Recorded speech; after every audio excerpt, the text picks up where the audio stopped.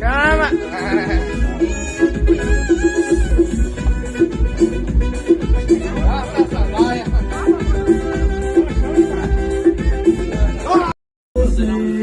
Gente, como a carne tá difícil no Brasil, né? Nós estamos com uma coisa nova agora. Estamos agora, batata carne. É uma economia demais, você vê, gente, ó. É uma coisa fantástica. Aqui dá pra comer um ano. Você coloca na geladeira, meu filho, já era. Coisa maravilhosa. Sabor. Isso aqui é um Manchester. É maravilhoso, é gostoso demais. Venha pra cá, todo mundo tem tradição aqui. Se você não vem, começa com o gato aí, ele explica como é que é. Viu, gente?